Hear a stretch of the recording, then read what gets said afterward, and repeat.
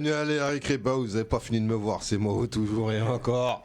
Conseiller. Ah, ça fait longtemps le conseiller, hein, je suis un conseiller d'orientation. Quel bail, Tim, tu fais un striptease ou quoi? Je suis en train de te présenter, tu te déshabilles, frère. Non, du tout. Ah, je suis hein. Bien encore, Mary. Ça va, ça va? Tranquille. Je repasse une dédicace encore Ouais. à notre frérot de Lyon. Yes, sans Grand pleurs. Lyon. Sans pleurs. Sans pleurs. Merci. Pour les Vraiment. t-shirts, on va être beau encore. Bah oui, faut le mettre. Détenu, c'est important. C'est important. Congo. Si on a cru que j'étais un entier, non, je suis un Congolais. Ouais, c'est vrai que. Hein, c'est vrai. Black 10, quel bail? Les bails, les airs, Jomb, on dit Mogo, pas Mogo, on dit Floco, pas Floco, et j'ai un message à passer. Ceux dont les papas sont Rof ou Bouba, pour ma part, je n'ai qu'un seul papa que j'aime, Mohamedou Saranoro, de Tambakunda, comprendront que ceux qui doivent comprendre. La fin et les moyens, c'est pas moi qui vais te l'apprendre. J'aime beaucoup. Tim, quel bail, mon gars? Très bien, écoute, Tim et Saim, ravi Saïm. d'être là. Ouais, c'est vrai, faut te présenter Comme en style. toujours. Non, j'ai les deux casquettes. C'est Et vrai, je c'est précise. vrai. Ah, parce que j'ai écouté un de tes freestyles il n'y a pas longtemps, là, pas mal du tout, hein, que Barberouche C'est a gentil. partagé. C'est gentil. Hein? Merci On beaucoup. aime beaucoup. Hein? Walid, Tranquillement, hein, toujours, moi ça bouge pas. Hein. La récré, franchement, un plaisir d'être là. Hein. la récré ou la récré junior? Ça y est, là. Non, on va créer la récré senior, là. On peut discuter avec Bouba et Varber. Quel bail, là, ils sont en train de nous bousculer petit à petit. Non, ensemble, les frères, non, ensemble. Non, mais on nous a demandé dans les commentaires, parce Ouais. qu'on lit les commentaires, Ouais. La jeunesse. et on nous a demandé un peu de jeunesse, donc on l'a ramené. La voici. On a ramené la crème de la crème. En tout cas, ça fait plaisir de voir les jeunes. J'ai vu un petit extrait de que tu interviewé. Ça fait plaisir. Il était très fier. On le voit dans la photo. Il était très fier. Ouais, je suis fier de Ouais, je vois. Je suis fier comme si c'était mon enfant qui rentre en Ouais, école c'est de bon. journalisme. Ah, j'ai vu. Je leur dois, mais en tout cas, moi je leur dois. Hein. Non, mais c'est très lourd et on kiffe voir évoluer, vous épanouir et tout. On kiffe de ouf. Penda, quel bail? Ça va? Tranquille. Ouais, ça va, super. Hein? On est là. T'as manqué, je crois, dans les commentaires. Hein. T'as manqué déjà. Ils disent J'étais quel au bail. Mali, je travaille un peu là-bas en ce moment, donc voilà. Tu peux nous dire à peu près un peu ce que tu fais, un peu, tout ça au Mali. Mais je suis Fais-nous kiffer, journaliste vas-y. à l'ORTM, la chaîne nationale. Donc, Équivalent à TF1 en France, c'est ça? Voilà, et je fais énormément de reportages là-bas, pas que dans la musique. Je suis sur le terrain, donc c'est très enrichissant. C'est lourd. Dédicace à ton patron, là. Comment il s'appelle déjà? Amadou Kodjo, Voilà, je fais un Kodjo. petit big up. En plus, en ce moment, normalement, d'habitude, on est en émission, donc je pense à eux. C'est lourd. Voilà. Moi, tu me fais kiffer parce que t'es avec des gens que j'apprécie beaucoup, des Moussangaré, des bails comme ça. Mm. J'aime trop. Ah, merci, En franchement. tant que Malien. Merci. Toujours. Bon, aujourd'hui, on reçoit, putain, genre, permets-moi, aujourd'hui, on reçoit David de la Place. Quel bail, mon gars. Ça va quoi, tranquille? Cool. J'espère que tout le monde va bien. Et toi? À merveille. On peut l'applaudir? Applaudissons-le. Sérieusement, on va tous bien, j'ai l'impression, parce qu'on passe une bonne journée. là. Ouais, il y a une bonne ambiance. Hein. Ouais. Ça régale, on est bien Ouais. ici. Ouais, j'aime beaucoup, moi, ce qui se passe. On va te laisser te présenter. Je m'appelle David de la Place, comme tu viens de le dire. Je suis photographe. Je crée principalement des pochettes d'albums dans le rap français. Je viens du 9-1. Oh là là là, tu m'as touché là, tu m'as touché. C'est pour ça, tu vois, je l'ai lancé sur le côté. Elle était facile. Je travaille dans la musique depuis, on va dire, une dizaine d'années, un petit peu plus. Et je sors prochainement un livre qui reprend tout ce que j'ai fait de meilleur dans le rap game. Lourd. Ah, c'est lourd. Ouais, c'est trop bien. Tu sais quand est-ce que ça va sortir? Dans 4 jours, le 10. Oh. Ah, d'accord. Alors, au moment de la diffusion, ce sera normalement déjà sorti peut-être. Oui, je pense. Ça sort le 10 octobre. Ce sera disponible foutrement partout. Et en gros, je reprends tout ce que j'ai fait, les pochettes d'albums, les coulisses. On explique comment on est arrivé au shooting. on T'as montre- pas ramené d'exemplaires là? Malheureusement, j'attends le premier qui doit arriver demain. Ils ont du retard, ces enfoirés. Ah. C'est Amazon ça. Là, tu m'as piqué. Là, t'as pas le premier. J'aurais bien aimé. tu vois, mais là, l'éditeur, ça fait 2 jours qu'il répond pas. Oh là Et là. j'aurai ça demain. C'est bien. D'accord, c'est lourd, c'est lourd, c'est lourd. Mais les pochettes de qui? Tu fais. Pochette de plein de gens, Fianso, Niro, Jazzy Bass, Joker, Cynic, plus ancien. Ouais, des inconnus quoi. C'est plein d'inconnus comme ça là. tu vois. Non, quelques artistes qui font un peu de musique. Mhm. Sur les bords. On a un Sur les grand- on a bords, un ouais. grand monsieur en face de nous. Ouais, bah oui. 1m75. Non mais vraiment, on a un grand monsieur parce que moi je l'ai connu le jour où il est venu photographier mes frères à Emerinville. Parce que tu faisais un. Ça ne rajeunit pas tout ça. Tu faisais un livre. Je faisais mon premier ouvrage qui s'appelle Le visage du rap, qui était un reportage du coup sur l'univers du rap et sur tous les artistes qui ont créé cette culture. Et ça partait de 1980 à la date de sortie qui était 2017. On a réuni, je sais plus, 450 artistes dans un livre de 400 pages, 4 kilos. Un beau bébé. D'accord. Et là, ça fait combien d'ouvrages là, du coup là? Là, c'est le deuxième. C'est le deuxième. Ouais. C'est long. C'est long. On fait des livres. Ouais, c'est. Ça va, il y en a de plus en plus aujourd'hui des livres en plus. Hein. Ouais, c'est cool, mais moi je savais pas que j'allais faire des livres, tu vois. Je t'ai pas dit au début. Non, c'est cool. Je me voyais pas finir ni dans l'image ni à faire des bouquins, mais c'est cool, le rap c'est bien. Mais dans le premier, avant de lancer la thématique, dans le premier, qu'est-ce qui a été le plus dur? C'est retrouver certains artistes. Ouais. Ça a été très compliqué. La génération 80 surtout, parce qu'il y a beaucoup de gars qui ont ramené le mouvement en France. Mais qui passaient à Carbone 14, à Radio Nova, et qui, pour le coup, n'ont pas créé de carrière après. Ouais. Donc, les retrouver aujourd'hui, ça a été une mission. Déjà, les connaître, tu vois, les connaître, ça a été super dur. Ça a été un vrai travail d'enquête, presque, auprès des anciens activistes, tu vois. Moi, j'allais voir des gars, à dire, ouais, mais toi, du coup, comment t'as découvert le rap, qui t'a écouté en premier, etc. Donc, on me donnait des noms, par-ci, par-là, à droite, à gauche, et puis après, il faut les trouver. Donc, ça a été super dur. Et motiver certains artistes qui ont arrêté le son. Salif, ça a été une galère. J'ai réussi. T'as réussi? Ouais, j'ai réussi. Ah ouais. Ça a été incroyable ça. C'est l'un des plus grands. Mais moi je suis un bousillé de Salif. Et ça, ce livre dans mon histoire personnelle a été incroyable parce que je suis un fan de rap avant tout. Et j'ai rencontré tous les artistes que j'écoutais. Tu vois. Donc là déjà c'était archi cool. Et Salif quand il a fini par dire oui, j'étais vraiment content. Est-ce que tu peux nous expliquer qu'est-ce que tu as fait avec Salif? En fait on a fait un shoot dans sa cité. À la base on devait shooter.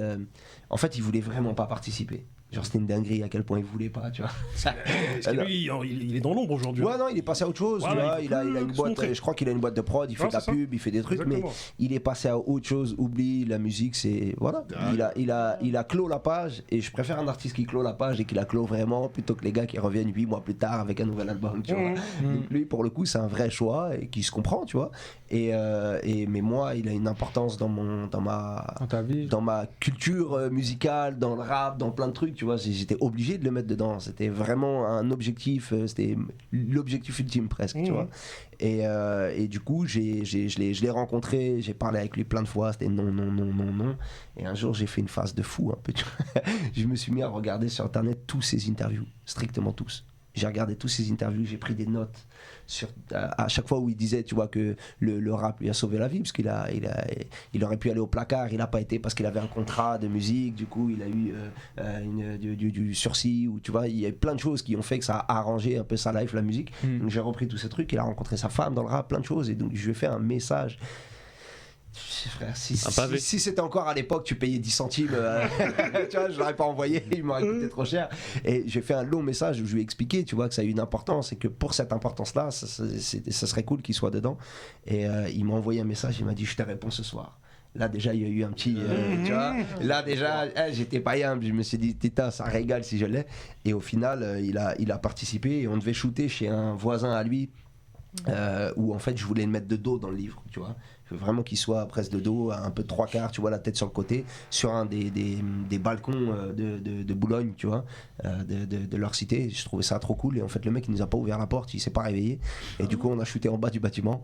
Et j'ai réussi à avoir un 3/4, tu vois bien que c'est lui, tu vois, et c'était cool. C'est une photo hyper simple, mais super symbolique. Ah, il voulait pas qu'on le voie. Ouais, mais en fait, c'était le truc, tu vois. Au lieu de revenir en face, je suis Salif, je dis, t'as quitté la musique, viens, on fait un truc un peu cool, où du coup, t'es de dos, un peu sur le côté, c'est la seule image qui est comme ça dans le bouquin, tu vois, je trouve ça symbolique. Ça la démarque. Ouais, ça le démarque un peu, et puis ça montre, tu vois, si tu veux étudier des messages, ça montre un peu qu'il est passé à autre chose, et c'était cool, tu vois. C'est lourd, hein, c'est lourd. Hein. Putain, on a fait une belle intro. Très belle, j'ai envie de dire. Du coup, le thème du jour, c'est l'image est-elle devenue plus importante que la musique? L'image de l'artiste, c'est ça, hein? Ouais. L'image de l'artiste, ouais. Je sais pas si c'est devenu plus important, Je dirais pas, parce que je pense que si tu fais de la merde, tu peux avoir une bête d'image. Ah putain, c'est compliqué en fait. Mais je pense qu'une très belle image, bien travaillée, ça peut largement aider un projet. Ça s'est vu plein de fois. Et je pense qu'il y a plein d'artistes qui l'ont compris. Surtout sur les retours. Tu vois, en général, quand un artiste revient avec un album et qu'il a laissé un peu de temps, il revient toujours avec une masterclass. Tu vois, je pense à PNL notamment, quand ils sont revenus avec Alamoniac, ce qui est pour moi peut-être le plus beau clip du rap français. Ouais. Il est totalement incroyable ce clip, bien mieux qu'ODD, même s'ils ont loué la Tour Eiffel. Et tu vois que c'est hyper fort et forcément ça sert à ce moment-là. Et ça va se ressentir un petit peu moins sur des covers, mais un artiste qui revient avec une cover qui frappe, bah forcément ça va mieux servir le projet. Les médias vont la partager plus facilement parce que c'est beau. Tu vois, Vald, quand il fait sa cover Xeux qui est toute blanche, c'est un troll, c'est cool, mais il y a beaucoup moins de médias qui vont la partager qu'un mec qui a fait une cover Destin Nino qui était vraiment forte, ou du coup t'as aussi en tant que reposteur de contenu, quand t'es un média et t'as besoin d'avoir de l'actualité sur tes réseaux, parce qu'aujourd'hui c'est des médias constants, t'es obligé d'envoyer des trucs tout le temps. Si l'image est violente, forcément tu le partages 3 fois plus facilement parce que c'est beau, tu vois. Et donc je pense que ça a une forte importance. Après, de là à dire que c'est plus fort que la musique, il y a des mecs qui font pas beaucoup d'images et qui y arrivent quand même, tu vois. Donc, En vrai, c'est un ingrédient. quand on parle d'image, on parle d'image cover. Alors on parle pas d'image physique de la moi, je personne. pense que c'est quoi. tout. C'est un tout, je pense. C'est l'identité visuelle. Voilà, en fait, je pense que c'est global. C'est lié quoi. Mais dans l'image, tout ce qui est cover et tout, moi je pense que c'est un ingrédient. Tu vois, si elle est réussite, ça va donner de la valeur à ton projet. Maintenant, il y a déjà eu des cas où c'est pas passé comme ça. Par exemple, des covers dégueulasses. Ah, il y en a plein. Kalash Krimi, la fausse au lion. Sniper gravé dans la roche, tout le monde l'a critiqué, la cover. Ouais, mais elle est devenue iconique. Après, tu vois, Sniper gravé dans la roche, pour le coup, eux, quand ils sortent l'album, ils ont pas fait un clip, ils ont fait une cover, c'est un graphisme, ils ont pas montré leur tête, ils font 500 000 ventes. Ouais, mais oui, c'est ça, mais parce que c'est l'album, il y a de la qualité dedans. Et il le dit même qu'en plus, ils l'ont fait à l'arrache. Donc ça te montre à quel point l'image est pas plus importante que la musique. À l'époque, est-ce que, en vrai, ce serait intéressant, est-ce qu'aujourd'hui, avec l'ère réseaux sociaux, il faut que ton projet soit TikTokable, Instagrammable, si quelqu'un nous refait le même coup? Moi, je pense pas que ton projet doit être TikTokable, Instagrammable. Moi, je suis vraiment dans une autre optique. Si tout le monde veut suivre un flow, faites-le, mais en vrai, ça apporte pas forcément grand-chose. Je suis d'accord avec toi en tant que passionné de musique, on s'en fout complètement. En étant pragmatique, aujourd'hui, avec les labels qu'il y a derrière et beaucoup d'artistes, ils ont besoin de ça. En tout cas, je suis pas sûr qu'ils en aient besoin. C'est un apport non négligeable à leur trajectoire de carrière. Je pense qu'ils sont persuadés, pour TikTok principalement, parce que TikTok, Instagram, c'est très différent. Instagram, tu peux créer une communauté qui est vraiment fidèle, qui te suit et avec laquelle tu peux échanger, avoir une vraie fanbase. Sur TikTok, c'est même impossible. Tu peux avoir 3 millions sur TikTok et tu vas dans la rue, personne te reconnaît. Parce que les gens, ils font que passer les vidéos, en fait. T'as pas un feed qui est construit avec des gens que tu connais. T'es habitué à que des mecs que tu connais pas. Donc quand tu vois un mec que tu suis, même si t'aimes pas, bah, tu passes juste à autre chose. Il y a très peu de gens qui unfollow des gens, par exemple, sur TikTok, ils vont te suivre et puis voilà, fin, tu vois. Il n'y a pas de réel rendu, tu vois. Et je pense que du coup, pour TikTok, il y a vraiment aujourd'hui beaucoup de maisons de disques ou de gens qui se persuadent que c'est super important parce qu'il y a quelques hits qui ont fonctionné, qui font émerger des artistes, mais ils ont juste émergé sur ce titre-là. Ça construit pas des carrières, très loin de là. C'est même probablement l'inverse. Mais ça met en avant des projets. Par exemple, là, cette semaine, on a eu quand Caris et Koba, ils ont fait un titre ensemble. On se souvient, quand ils ont diffusé un teaser, mais ils ont pas dévoilé le titre. Tu voyais juste des belles images, une instru derrière qui avait aucun rapport avec le titre final. Et tout le monde justement était surpris, on était choqués, on était heureux. Et à la fin, le résultat final, tout le monde était déçu. Mais justement là, déçu carrément. Bah oui, franchement, quand tu regardes les réseaux sociaux sur Twitter, tout le monde était déçu. Du son ou du son. Tu vois, entre Koba et Caris. Mais justement, après là, pour le coup, tu cites deux pontes du rap un peu en ce moment, tu vois. Forcément qu'une collaboration qui n'a pas eu lieu, un Koba Caris de base, ça va attirer le public. C'est ça. Parce que ça n'a pas été fait. Mais c'est pas parce que c'est différent d'une stratégie. On va le sortir sur TikTok et on va faire péter quelqu'un sur TikTok. Je vois ce que je veux dire.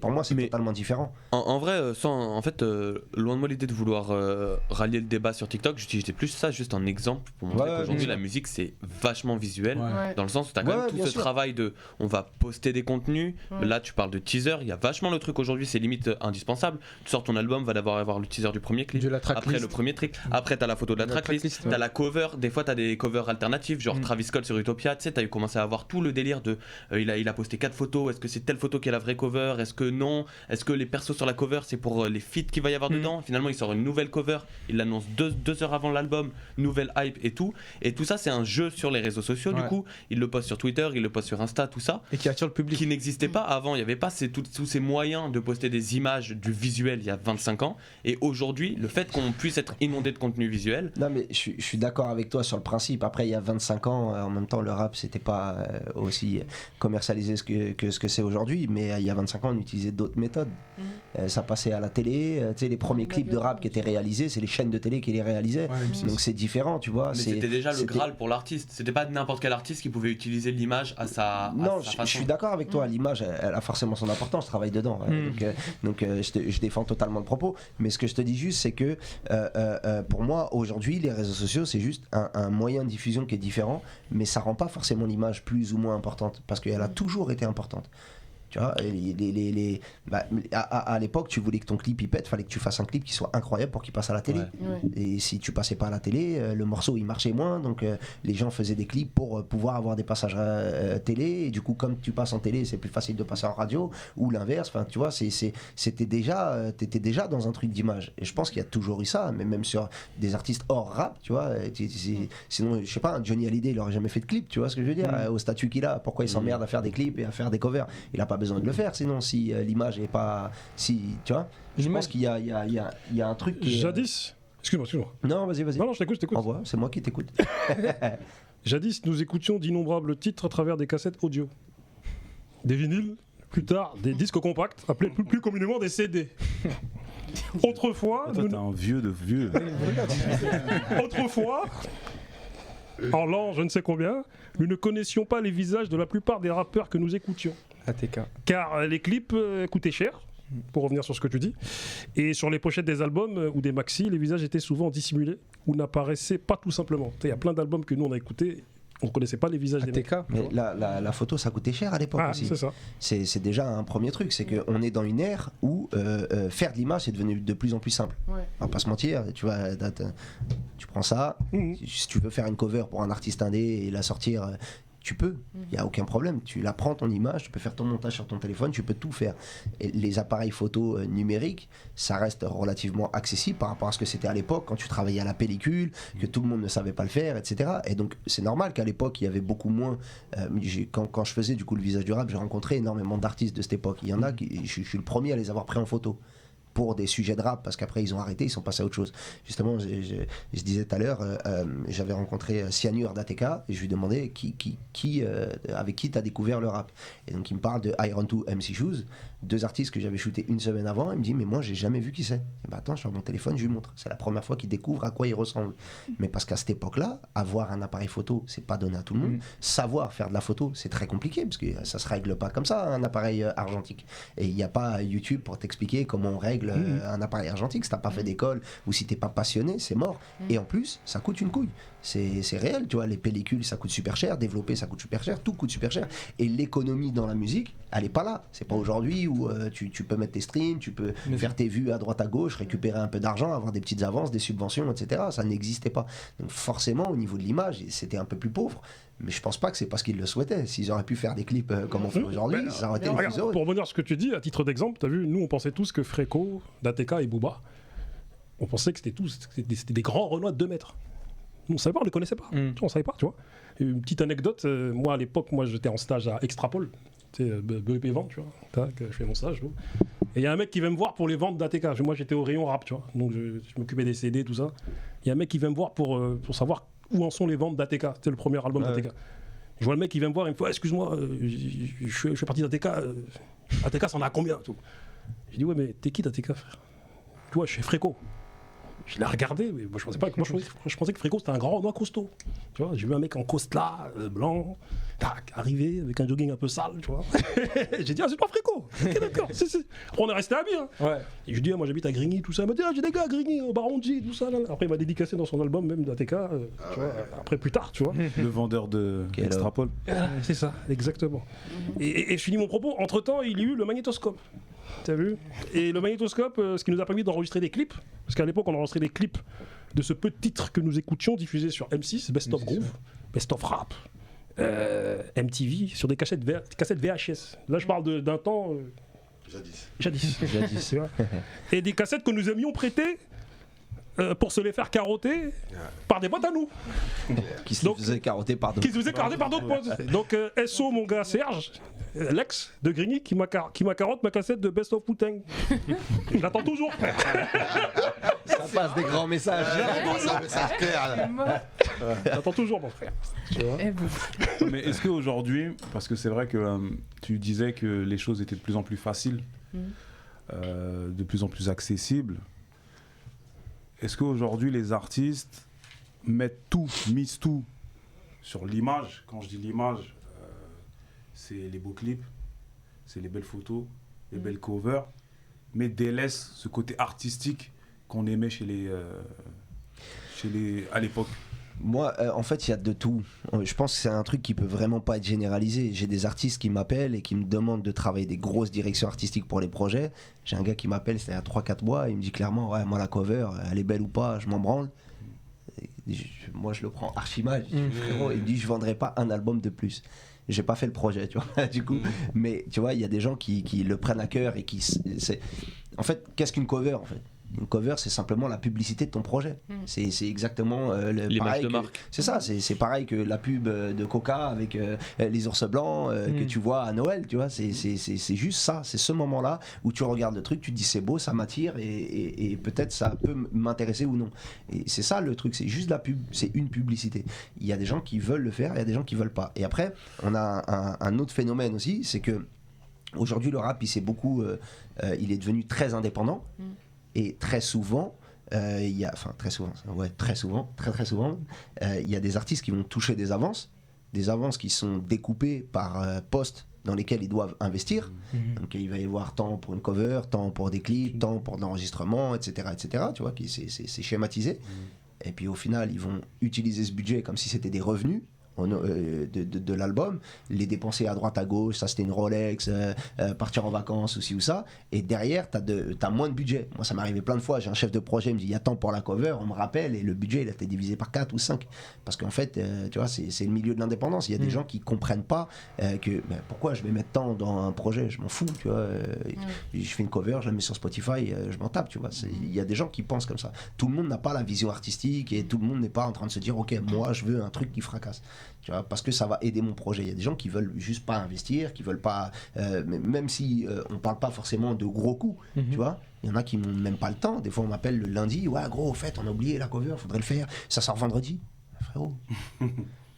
Tu vois ce que je veux dire? Et donc, partant de là, ça devient très compliqué à avoir une généralité, parce que tous les profils sont différents. Jamais. Mais qu'est-ce qui te fait choisir un profil? Alors déjà, j'essaye de travailler avec des gens qui n'ont pas trop de casseroles sur le dos, tu vois. Ah ouais. Ok, d'accord. Ouais. Okay. Les artistes qui ont des petites casseroles, avec, j'ai 2 filles, j'ai été élevé juste par une daronne, j'ai des sœurs. Les gens qui ont des casseroles un peu bizarres, tu vois. Tu travaillerais pas avec Fernand Lopez, par exemple? Ouais, non, tu vois, moi je suis dans des trucs, j'essaye j'essaye de faire attention à ça, tu vois, parce qu'en plus, ça une fois j'ai travaillé avec une artiste qui a une galère, je tairai son nom. Frère, tu te fais insulter sur les réseaux après pour un truc que toi tu fais pour rien, t'as juste fait des photos, tu vois. Mais c'est compliqué à gérer, je suis pas dans ces trucs-là, tu vois. Et en plus, mais quand toi, ça. Tu peux rien dans toi, t'as pas fait rien? Ouais, mais. Hein? T'as pas fait rien? Non. Pourquoi j'ai ça en tête? Très bonne question. Mais non, tu vois, c'est aujourd'hui, il faut faire attention à l'image de tout, tu vois. Tu peux être assimilé à plein de trucs très rapidement. Mais du coup, je comprends ce que tu dis, hein, t'as vu, mais les gens ils s'en prennent à toi personnellement parce qu'ils savent que c'est toi qui as fait. Ça m'est arrivé de me faire insulter sur les réseaux. Ouais, t'as fait des photos de l'autre, t'as pas honte, tu sais, des trucs. Parce qu'on voit son épaule ou quoi. Nique-toi, qu'est-ce que tu me racontes? Je fais des photos de. Tu vois ce que je veux dire? Je suis payé, je peux pas. Mais bon, voilà, après, c'est des. Je pense que dans la vie il faut avoir des principes, tu vois. Si t'as un mec qui a une casserole parce que tu sais qu'il a touché un tel ou il a fait ci, il a fait ça, là, j'ai des enfants, qu'est-ce que tu vois, donc ça c'est un premier point sur lequel j'essaie de faire attention. Ensuite c'est comme je te disais, la confiance qu'on va me donner sur un projet. Si tu m'appelles pour me dire je veux exactement ça, en général je vais pas le faire. Après ça dépend, il y a combien derrière aussi, parce que c'est une société, il faut que ça tourne, comme je t'ai dit, j'ai des enfants, donc voilà. Mais en général je vais essayer je suis beaucoup plus attiré aujourd'hui par des gens qui vont me donner une grosse confiance et où je sais que je vais pouvoir construire un projet qui est hyper intéressant. plutôt que juste par soit de l'argent ou de la réputation même. Des fois je taffe avec des artistes indépendants qui sont inconnus au bataillon et on fait des projets qui sont incroyables parce qu'ils ont totalement confiance et qui me laissent gérer, tu vois. Quand je vais taffer par exemple avec un fianso, quand je fais la direction, il me dit qu'il veut un portrait. Après c'est mon gars, on taffe ensemble souvent, il veut un portrait, vas-y on fait un portrait, c'est pas très... J'aurais pu faire plus créatif mais il voulait un portrait. Quand je vais taffer avec lui, c'est lui la rosta. Tu vois ce que je veux dire? Moi je viens, je suis un exécutant, je fais son travail. Des fois je taffe avec des artistes indés, pour eux, je dis pas pour moi, mais pour eux, moi je suis plus avancé qu'eux dans le game, tu vois ce que je veux dire? Vu que je suis là depuis longtemps, j'ai travaillé avec plein d'artistes, donc ils vont me donner une confiance qui est beaucoup plus forte que ce que pourrait me donner un artiste qui a 10 ans de bouteille, 200 disques d'or derrière lui, tu vois. Et donc du coup ça change un peu la manière de diriger le truc. Et moi aujourd'hui, j'ai la chance de taffer avec des gens qui sont bien en place. Si demain je taffe qu'avec des artistes indés mais qu'on arrive à faire que des projets incroyables, ça me va, tu vois. Parce que le but c'est de créer, tu vois. En fait. Moi j'ai une question. Justement tu parlais de la créativité. Est-ce qu'aujourd'hui il y a une évolution depuis que tu as commencé, dans le sens où moi je vois que les covers elles sont presque plus simples, tu vois. Par exemple tu as pris l'exemple de la direction de Fianso. C'est un truc simple, c'est un gars assis avec un portrait, tu vois. Il y a moins d'effets, moins de créativité. Alors déjà, on gère mieux les logiciels et les appareils photo qu'à une certaine époque, tu vois, parce que les années 2000, c'était vraiment chaud le graphisme. Mais encore une fois, c'était des questions de budget aussi dans la musique. Ils voulaient appeler des artistes photographes qui étaient dans l'urbain et qui n'avaient pas forcément la bouteille d'ancien ou les mêmes codes, etc. Donc, t'as toujours eu cette notion de qui travaille et pour combien, etc., qui font que ça évolue. Aujourd'hui, l'accessibilité à l'image, elle est beaucoup plus simple. Un ordinateur pour retoucher, c'est pas non plus le plus cher du monde, donc tu peux être un peu plus précis dans ce que tu fais qu'à l'époque où il t'aurait fallu, enfin même là pour enregistrer, tu vois, t'as des petites caméras, s'il te fallait une régie comme il fallait dans les années 80, cette émission serait peut-être pas faisable en termes de coût, tu vois. Je pense que dans les covers ça s'est ressenti. Après aujourd'hui on est dans un monde qui devient de plus en plus minimaliste dans les styles et dans tout, tu vois, les téléphones sont de plus en plus simples, les meubles sont de plus en plus simples, les voitures, enfin tout, et ça se ressent aussi dans l'image, beaucoup de choses qui sont des fois plus minimalistes. Après ça, il n'y a pas de généralité non plus, des fois je fais des trucs qui sont hyper compliqués. Là pour le coup de Sofiane, c'était le but de faire quelque chose de simple, comme je te disais tout à l'heure, c'est que le projet s'appelle La Direction, il parle beaucoup d'entrepreneuriat dans cette punchline, dans ces trucs, ça devient vraiment un projet. On a dit même lui dans sa carrière aussi, ça le profil type LinkedIn, on va te faire la meilleure photo d'entrepreneur avec la petite montre, le petit truc qui te donne la confiance, et voilà, ça c'est ce qu'on voulait faire, tu vois. Donc après il y a des gens qui l'ont bien pris, il y en a d'autres qui trouvaient que c'était trop simple. Moi je trouve que la photo, si on la prend juste en tant que photo, elle est incroyable. La lumière elle a très bien été gérée, je suis content, mais pour le coup dans toutes les covers que j'ai faites, je trouve pas que ça soit la plus impressionnante, d'accord, parce qu'on a fait des trucs qui étaient quand même vachement plus cool, plus travaillés, plus cinéma. Que tu garderais la plus impressionnante et la moins la moins impressionnante, putain, ça c'est compliqué. Faut que je réfléchisse. Je pense que la moins. T'as pas été satisfait. Ah, où j'ai pas été satisfait, non, je t'avoue, en général, je suis relativement satisfait, mais les photos les moins impressionnantes, c'est ce qui va être des portraits, tu vois, ce qu'on a pu faire pour Fianso, Denzo, qu'on avait fait un portrait aussi, tu vois, les covers qui sont assez fixés sur un visage, en général, c'est beaucoup moins impressionnant que d'autres trucs où je fais, où Seven Banks, on a construit un set géant qu'on crame, ils sont posés autour, tu vois, il y a des artistes, j'ai jeté des voitures dans l'eau, on est posé dessus, Niro, on lui casse une bouteille dans la tête, c'est très cinéma, et forcément, quand tu le regardes, tu te dis, ah ouais, ça rend bien, tu vois. Niro, tu fais aussi le teaser aussi, ou t'as fait que la photo? Non, j'ai fait que la photo. Ok, d'accord. J'ai fait la photo, j'étais avec l'équipe qui a créé le truc. Ça se passe au même moment en fait. En fait, en général, quand on fait un teaser, on le fait faire le même jour, parce que c'est beaucoup plus facile, vu que t'as toute la déco, tout qui est installé, tu vois. Mais comment t'as fait ton nom? C'est quoi ton premier gros coup? Mon premier livre. Quand j'ai commencé, je travaillais à droite à gauche, mais j'ai commencé à taffer avec la caméra, avec du CP, avec. Là, tu me touches dans mon cœur, dans ma sensibilité là. Avec les artistes du 9-1 en gros, et donc j'ai commencé à taffer avec plusieurs artistes. J'étais approché par quelques petits médias à l'époque qui avaient besoin de créer des contenus, tu vois, Buzz de Fou, tu vois, plein de médias comme ça. Et du coup j'ai commencé à développer un truc, mais à un moment j'ai senti qu'il y avait vraiment je vais pas dire un blocage, mais j'étais un photographe qui fait un peu de presse, quoi, tu vois. Et j'ai voulu créer quelque chose. Vert, genre. J'ai pas entendu. Tu voyais un plafond de verre dans ce que tu étais en train de faire. Voilà, il y a un truc où, voilà, quoi qu'il arrive, quand il peut y avoir des projets, quand il peut y avoir, je faisais pas encore de cover, mais c'était la destination vers la direction souhaitée. et du coup, c'était compliqué parce que du coup, je faisais que de la presse, donc c'est difficile quand tu fais des photos de presse d'aller dire à un gars derrière, ouais, si tu veux, je fais ta cover. Et il va dire, montre-moi ce que tu fais. J'ai rien à montrer. Donc tu vois, ça a été un peu compliqué. Donc j'ai commencé avec 2-3 artistes indés par-ci par-là, mais ça avait du mal à passer un cap. Et en fait, c'est à ce moment-là que je me suis dit, ok, autant un artiste qui veut sortir un projet et qu'on puisse parler de lui, il va faire un album. Ben moi, je me suis dit, je vais faire un livre. Et c'est là que j'ai commencé à travailler le visage du rap. Ça fait 2 ans que j'avais commencé la photo quand j'ai commencé le livre. Tu vois, 2 ans et quelques mois. J'ai commencé le livre en 2014, j'ai commencé fin 2011, 2012, tu vois. Donc ça faisait 2 ans que je faisais de la photo. J'ai dit ok, j'ai appelé 2-3 contacts que j'avais parce qu'en 2 ans j'avais rencontré pas mal de monde, tu vois. Justement Niro, Mac Taylor, Oxmo qui a été le premier à participer au bouquin, tu vois. Et c'était des belles connexions quand même.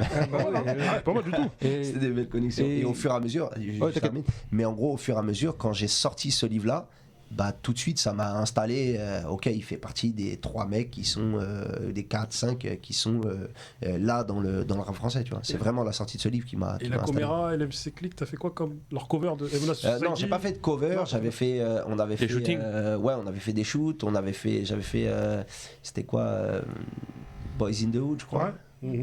J'avais fait après avec GCP, j'ai fait trop de shoots à l'époque, hein. Je m'en souviens, un jour on était avec GCP, on tournait un clip. Il avait une caisse et il m'avait passé la 307 Giro et on a fait une course poursuite pour le tournage. Mais j'étais, en plus moi avec ma gueule de blanc, frère Dangrini, je suis en train de tartiner derrière lui. Et tu sais, à la fin on est posé, on est en train de grailler et il y a des gens qui viennent, ouah, la poursuite tout à l'heure. Ils ont même pas capté que c'était un clip tellement on était dans le truc, tu vois, c'était incroyable, tu vois, c'était trop cool. Et ouais, pour revenir au livre, est-ce que tu as déjà eu des problèmes par exemple avec tes artistes dans le sens où ouais, t'as pris en photo une personne et justement un autre artiste ne veut pas être associé dans le même livre avec un autre artiste? Alors j'ai pas eu ça au début, ça a été compliqué de motiver des gens parce que évidemment c'est frère, je débarque de nulle part, j'ai pas un background incroyable, donc ça a été compliqué. Mais alors ce truc là de il y a lui, je participe pas, non, voilà, parce que justement du coup j'avais aussi d'autres gens qui, enfin, comme je te dis, le premier que je shoot c'est Oxmo. Derrière, je mets du Niro, du Mac Taylor, Lino. Je commence à mettre pas mal de blazes qui sont respectés. Et après, il y a des étapes qui ont changé un peu le livre. Tu vois, j'ai shooté Rocking Squat au Brésil. Ouais, Squat, il participe à très peu de projets et en plus, je vais le shooter chez lui. Donc, tu vois, ça devient tout de suite, ça devient autre chose. Et du coup, quand on parle aux gens, bah forcément ils se disent ok, il y a peut-être des gens que j'aime pas, mais ça fait partie d'un mouvement dans lequel je suis, ça fait partie du milieu dans lequel j'exerce, et il y a déjà pas mal de gens aussi intéressants. Donc en vrai c'est l'inverse en fait, ils veulent s'associer plus à des gens qui sont dans le livre. Et t'as déjà eu des refus? Ouais, j'ai eu des refus. Diams, elle a pas voulu. Diams, elle a pas voulu. Je voulais qu'elle signe même juste un truc, tu vois, ça aurait été cool. Elle a pas voulu. J'avais grave la haine. Quelle année? C'était quelle année? C'était. Elle avait déjà arrêté? Ouais, 2016 par là. Oui, elle avait déjà arrêté. Mais excuse-moi, si je t'en prie. Et Nesbill. Ok. Nesbill et Sefiu. Ouais, c'est les 3. Les 3 gros regrets. Ouais, 3 regrets, ouais, j'aurais kiffé. En plus, Sefiu, il est revenu genre 1 an après avec un album. Même. J'avais grave le mauvais timing. Et Nesbill, pareil, en fait. Ouais, de ouf. Aujourd'hui. Et en plus, on voulait refaire une photo avec Dissident, tu vois, ça aurait été très cool. Ouh là, tu vas toucher là. Ouh là, tu vas toucher là. Dissident, c'est trop la vie. Et j'avais Corias et Zess, et j'étais trop chaud de refaire un truc, et ça s'est pas fait. J'avais grave la haine. Mais tu es dans ce marché dans lequel tu es là, enfin, ce game là, des gars qui font des covers, qui sont dans l'image du rap, j'ai l'impression que vous n'êtes pas beaucoup. Par exemple, là, moi tout à l'heure, j'étais à Viry là, avec un de mes gars qui s'appelle Jex, un de mes gars rappeurs de Grigny, et il y avait Cho qui était là, tu vois. Ouais. Et j'ai l'impression que moi, les gars que j'identifie dans votre game, il y a Cho, Fifou et toi. J'ai l'impression que vous êtes 3. Non, en vrai, on est un peu plus. Tu vois, il y a Romain Garcin qui a fait tout le taf de Damso, par exemple, qui fait beaucoup de choses en Belgique. Il y a Coria qui a fait énormément de choses. Tu vois, Coria, il est très très chaud. Il y a Régular qui du coup, fait plus du graphisme, pas de photos, mais qui a fait toute l'école Necfeu, etc. Donc non, on est plein, mais après, c'est une certitude. On est en France, il y a des cases. Et quand un label va mettre de l'argent sur un produit, c'est tellement plus facile d'appeler quelqu'un qui sait déjà faire le taf. Des certitudes. Et ça vaut dans tous les milieux, tu vois. Dès que tu vas sur les gros plateaux télé, tu vas voir que les gars qui gèrent ça, ils sont 3-4. Tu vas sur les plus gros salons qu'il y a en France, c'est 2 sociétés qui les gèrent. Et en fait, c'est comme ça, tu sais faire. À partir du moment où tu sais faire, tu fais bien, il n'y a pas de problème, autant qu'on te fasse confiance. Moi, ça m'arrange. Après, non, j'ai rien contre ta concu et tout, tu vois. Je donne beaucoup de conseils aux jeunes et tout. J'essaye de, tu vois, je trouve ça plutôt cool. Même plus on est de fou, plus on rit. Moi, pas de problème avec ça. Mais le fait que quand tu as la confiance d'un label qui te rappelle très souvent parce qu'il se dit au moins avec lui c'est facile, ils connaissent déjà à peu près les budgets, c'est beaucoup plus facile pour eux de visualiser ce que ça peut rendre, donc je pense que ça se fait naturellement, tu vois. Du coup tu parles de concu, mais c'est-à-dire de ce fait, est-ce qu'il y a de la relève, et est-ce que toi-même est-ce que tu as envie qu'il y ait une relève à laquelle tu as envie de transmettre?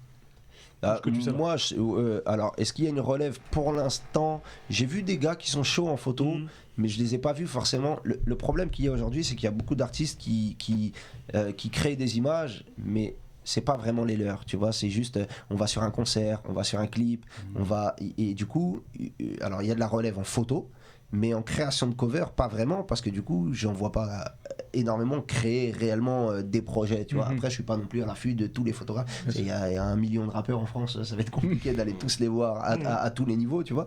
Et je pense qu'il va forcément y en avoir, et des mecs qui vont nous mettre des grosses starts, parce qu'avec la technologie d'aujourd'hui, les intelligences artificielles, tout ce qu'ils peuvent avoir, frère, ça va être, on va pas dire de plus en plus facile de créer du contenu, mais je pense que oui, tu vois, mine de rien, c'est comme ça depuis des générations, la vie se facilite de plus en plus, et donc je pense que pour l'instant, je sais pas s'il y a une personne qui je sais que lui il va faire le taf, mais il y en a beaucoup qui arrivent, vraiment beaucoup. Du coup, si on revient, est-ce que tu voulais dire quelque chose? Ouais, en fait, parce que là tu nous donnes un peu les aspects, tu nous parles de photographie, donc moi j'ai plusieurs questions. C'est déjà, est-ce que tu as voulu faire de la vidéo?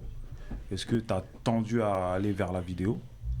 Et est-ce qu'il t'est déjà arrivé, parce que maintenant tu as une vision particulière du coup comme tu es photographe, et je sais que tu es très précis, que tu cherches le détail, est-ce qu'il t'est déjà arrivé d'essayer de rentrer dans la direction artistique d'un artiste? C'est-à-dire lui dire, t'as vu, t'as cette direction, moi je t'aurais plus vu comme ça, et que ça a modifié sa direction par la suite? Sur ça, oui, ça m'est déjà arrivé d'essayer de conseiller des artistes, mais c'est très compliqué. Après, ça va dépendre aussi du niveau de la carrière de chaque artiste. Un mec, quand il est assez avancé, il y a 14 personnes derrière lui, des gens de maison de 10, des DA, des chefs de projet, des trucs. Ça devient très difficile de communiquer, d'échanger, de leur dire les gars, ça serait peut-être mieux, etc. En plus, tu as les égos à gérer de chacun, donc ça devient encore plus difficile. Mais il y a beaucoup de gens à qui je vais donner énormément de conseils sur d'autres trucs. Moi, j'adore tout ce qui est promotion autour de la sortie des CD, tu vois. Donc j'essaye à chaque fois de penser à des coups marketing qui peuvent être incroyables. Il y en a très peu qu'on a réussi à mettre en place parce que beaucoup de branleurs dans ce game, mais à chaque fois que je pense à des covers, j'essaie de penser à ce qu'il peut y avoir autour, tu vois. Pas forcément suivre quelqu'un dans toute sa carrière, mais en tout cas autour de chaque projet, tu vois. Cynic, sur le dernier album, j'ai quasiment tout fait. J'ai quasiment tout fait. J'ai fait la cover, j'ai fait la réalisation du premier clip, j'ai fait la promo, j'ai organisé la release party, j'ai créé le site en D2C, je gérais son Insta même pendant un truc. Ouais. Du coup, t'es pas que dans la photo, t'es aussi dans la vidéo. Alors, j'aime pas faire de vidéo. Ouais. Tu vois, pour des raisons économiques. En vrai, la vidéo, c'est très compliqué, tu vois. Tu travailles. Si t'as pas une boîte de prod à toi qui te permet de vraiment gagner des revenus, frère, c'est compliqué. Hein. Tu vas travailler sur un clip, tu vas en faire 3 par mois ou 4 maximum parce qu'il faut que tu gères la prod, le ci, le ça. Je peux faire des shootings tous les jours. Donc, tu vois, il y a un truc qui me fait. Vas-y, c'est compliqué. Et ensuite, je suis moins à l'aise avec comment dire, les scènes et le mouvement, tu vois. Je suis beaucoup moins à l'aise avec le mouvement. J'aime bien créer des beaux cadres, mais après ça pourrait être des bêtes de clips avec plein de beaux cadres, tu vois, mais je suis un peu moins à l'aise. Après j'en ai réalisé 2-3, mais en général je prends tout le temps quelqu'un avec moi et on le fait ensemble, tu vois. Des fois je fais de la DA juste pour des clips comme ça, tu vois. Moi j'ai une question, je sais pas si elle est très pertinente mais elle me démange. Quand j'écoute un album, et je sais on est plein dans ce cas, je pense que vous êtes passionnés, vous avez la même chose. Pour moi, Mauvais Oeil il est bleu marine, 2001 de Dr Dre il est noir avec un petit peu de vert, Taciturne de Dinos il est rouge et c'est comme ça et pas autrement, et c'est comme ça que ça doit être. Est-ce qu'il y a un travail de, quand toi tu commences à réfléchir à la cover, j'écoute l'album, je vois la couleur que ça m'évoque, ou c'est vraiment juste le choix et à force d'écouter un album qui a telle cover, on se dit ok ça a cette couleur? C'est une très bonne question. Je pense encore une fois les deux. Je suis pas sûr que le bleu de Lunatic était prévu de base ou quoi, mais tu vois par exemple sur Jazzy Bass Nuit, on avait totalement prévu le vert. C'est exactement ce qu'on voulait. Parce que j'ai écouté l'album pendant un certain temps avant de créer le truc. On s'est baladé dans Paris, on a validé les couleurs, les motifs, tout. Et en fait, on savait exactement ce qu'on voulait faire sur ce projet-là. Et c'était comme ça et pas autrement. Et donc du coup, si l'album avait peut-être beaucoup mieux marché que ce qu'il a marché, même s'il a déjà bien marché, peut-être que ça aurait fait partie de... moi, cet album-là, il est de cette couleur, tu vois. Donc là, c'était prévu. Après, des fois, ça va être aussi suivant ce que... Enfin, c'est vraiment lié au propos de l'artiste, tu vois, qui va tenir dans le projet. Si tu as quelqu'un qui fait tout un album qui est très chaud, bah, tu sais que les couleurs elles vont plus prendre une couleur chaude. Si tu as un mec qui est un peu mélancolique, tu peux aller plus vers des couleurs froides. Quand tu écoutes les projets, parce que j'écoute pas tout le temps les projets. Tu vois. Ok. En fait, c'est vraiment, pour moi, ça dépend de ce que l'artiste a fait. Il y a des projets qui sont très travaillés, qui ont un début et une fin. Là, dans ce cas-là, c'est bien que je l'écoute parce que je vais comprendre l'histoire et je vais tout comprendre. Il y a des projets, dans le premier titre, t'es pauvre, dans le deuxième, t'es millionnaire, dans le troisième, t'es en prison. Ça fait des mixtapes. Non, mais tu vois, je peux rien faire en fait. Il y a, suivant ce que tu chantes, il y a un morceau, il est Zumba, il y a un morceau, il est Trap, il y a un morceau, il est Jersey. C'est très compliqué. Donc, soit je demande qu'on m'envoie un titre, soit je demande qu'on me donne plus des émotions qu'on veut ressentir. Pas forcément une directive, mais des émotions qu'on veut ressentir à travers le truc. Et après, on discute, on échange, ça prend un peu de temps. Et voilà. Moi, pour en revenir à la problématique, en fait, je pense que l'image fait partie des compétences d'un artiste, donc c'est complémentaire, c'est important, mais je pense que même s'il y a plus de moyens maintenant, l'image était mieux avant. Tu rejoins mon en gros, c'est comme t'as grave de l'argent, c'est pas parce que t'as grave de l'argent que tu vas être plus stylé qu'un pauvre. Moi j'ai du mal, hein, ouais. Moi par exemple là t'aimais bien important. Mais je trouve que l'argent ça fait pas tout en termes d'image. En fait l'image n'est pas forcément que liée à l'argent, tu vois. Si tu reprends la discographie de PNL, tous les premiers clips, c'est Kamehameha, c'est un mec d'à côté de chez moi. On se connaît depuis très longtemps. Quand ils font leurs premiers clips, ils n'ont pas des budgets incroyables. Ils n'ont pas des budgets incroyables, mais ils se déplacent. Ok, on n'a pas beaucoup de budget. Au lieu de louer des trucs de fou, on prend un cadreur, on part avec lui dans un autre pays, on travaille toute une imagerie. Ils ont choqué la France avec cette imagerie. Elle n'a pas coûté forcément cher. Mais c'est ce que je viens de dire. Et c'est pas lié à l'argent. Bah, c'est ce que je viens de dire. T'as dit c'était mieux avant. Avant, ouais, ça en fait. Non, c'était mieux parce que quand on parlait d'argent, en gros, maintenant il y a plus de moyens, donc du coup, tout est bien fait. Bah, moi, je suis pas forcément d'accord avec ça. Ah ouais, non, ça je suis d'accord avec toi. Toi, t'es d'accord. Ouais. Donc, moi, je veux dire que tu peux avoir peu de moyens et avec les choses simples, faire des belles choses. Là, ouais. Oui. Moi, je suis d'accord parce que moi, je me rappelle de la cover de Dr. Dre, chronique 2001. Moi, je l'écoute. Parce que la cover, tu vois. Ouais, à fond. Tu vois, la feuille de cannabis, c'est interdit à l'époque et tout, polémique de ouf, tu vois. Et tu vois, t'écoutes juste ça, et pourtant, elle est super simple en fait. La cover, c'est juste la feuille de cannabis qui fait que, tu vois. Mais après, ça, je suis d'accord. Avec tout ce qu'on s'est dit là, en vérité, est-ce que la musique, est-ce que l'image n'est pas aussi importante que la musique? Regardez. Moi, je pense que si tu assembles les deux, tu peux arriver à un résultat qui est incroyable. Si tu regardes les plus gros qu'il peut y avoir, peut-être pas tous, mais en tout cas, tu vois un SCH, l'image, comment il a travaillé, c'est totalement improbable, PNL, et tu vois qu'il y a une vraie différence quand un artiste travaille son image. Ça s'est vu sur plein d'artistes, sur Laylo, sur Dinos. Tu vois, Dinos, quand il a commencé vraiment à travailler son image, il a passé un cap. Ça s'est vu directement. Et donc ça a un impact sur les gens. Punchlinovich aussi. Ouais, parce qu'aujourd'hui, en fait, c'est inconcevable. Par exemple, regarde, si on parle un peu de rap quinri, les mecs de Griselda. Ils ont beau être revenus avec un rap de l'époque qu'ils ont revivifié, mais si tu enlèves le son et que tu regardes leurs clips, ou même tu regardes leur imagerie, les mecs sont fashion. Tu vois ce que je veux dire West Side Gun, ou je sais plus, l'un des mecs de Griselda, il participe à la Fashion Week. Tu vois, les mecs, ils sont grave fashion. Bah, du coup, c'est de cette image aussi que je voulais parler. Parce que quand tu dis l'image, il y a aussi l'image publique de l'artiste. Parce que grâce aux réseaux sociaux, maintenant, les artistes, ils ont plus de proximité avec les fanbases. Et en fait, je pense que c'est ça qui est en train de supplanter l'artistique maintenant. C'est pas l'image au niveau de... L'image au niveau des covers, des clips et tout, c'est l'image de la personne en fait. C'est un tout, il y a des artistes, même quand ils sortent dans la rue, ils ont une styliste. clair, net. Hein. Et chaque intervention qu'ils vont faire, je vais chercher du pain, j'ai un styliste qui m'a habillé. Parce que tu peux pas. Mais en même temps, d'un autre côté, il y a des artistes qui ont travaillé toute une imagerie. Et un gars dont je t'ai on m'en a parlé il n'y a pas très longtemps, mais en fait, même presque, il en a marre de sortir chez lui. Parce que t'as mis un t-shirt, tu peux pas le remettre. Les gens vont dire, ah, mais c'est le t-shirt que t'as mis dans le clip. Enfin, tout le monde remet son t-shirt, tout ça. Tu vois ce que je veux dire? Tout le monde, c'est pas jetable, la mode. Ah, mais cette paire, tu l'as mis là, tu peux pas la remettre en interview, faut que tu calcules avant de venir. Ah, mais attends, mais ça, je l'ai mis là, je peux pas. Ça, je l'ai mis là, la montre, le truc, il faut que tu calcules tout. Mais frère, à un moment donné, c'est dur d'être riche. Ouais, je pense.